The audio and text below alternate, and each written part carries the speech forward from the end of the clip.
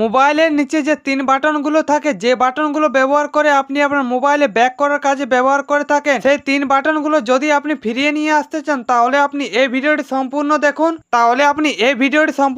তাহলে আপনি খুব সহজে আপনার মোবাইলে তিন বাটন ফিরিয়ে নিয়ে আসতে পারবেন। তো চলুন কিভাবে আপনারা আপনার মোবাইলে তিন বাটন ফিরিয়ে নিয়ে আসবেন আমি আপনাদের দেখিয়ে দিই। তো ফ্রেন্ডস, আপনার মোবাইলে তিনটি বাটন আনার জন্য আপনার মোবাইলের সেটিংসে চলে আসবেন। আপনার মোবাইলের মধ্যে যে সেটিংস রয়েছে, আপনার মোবাইলের সেই সেটিংসে চলে আসবেন।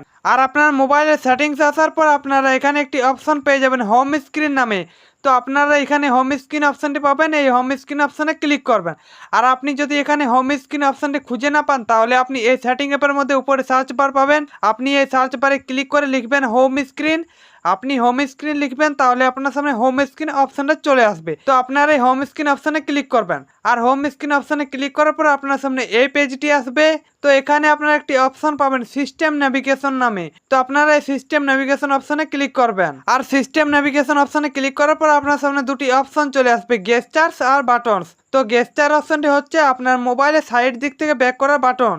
আর এই বাটন অপশনটি হচ্ছে আপনার ফোনে তিন বাটন থাকবে এবং আপনি তিন বাটন ব্যবহার করে ব্যাক করতে পারবেন। তো আপনি যেহেতু আপনার মোবাইলে তিন বাটন ব্যবহার করে আপনি ব্যাক করার কাজে ব্যবহার করতে চান, এজন্য আপনি বাটন অপশনটিতে ক্লিক করে সিলেক্ট করে নেবেন। এই যে বাটন অপশনটি রয়েছে এই বাটন অপশনটিতে ক্লিক করে সিলেক্ট করে নেবেন, তাহলে আপনার মোবাইলে তিন বাটন চলে আসবে।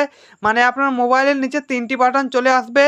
তো এরপর আপনি খুব সহজে আপনার মোবাইলে তিন বাটন ব্যবহার করে ব্যাক করতে পারবেন। তো ফ্রেন্ডস, এই ছিল আজকের ভিডিও। আজকের এই ভিডিওটি দেখে যদি আপনার একটু উপকার হয়ে থাকে তাহলে ভিডিওটি থেকে লাইক করে দিবেন। আর চ্যানেলে নতুন হয়ে থাকলে চ্যানেলটিকে অবশ্যই সাবস্ক্রাইব করে দিবেন। আর কমেন্ট করে জানাবেন ভিডিওটা আপনাদের কেমন লাগলো।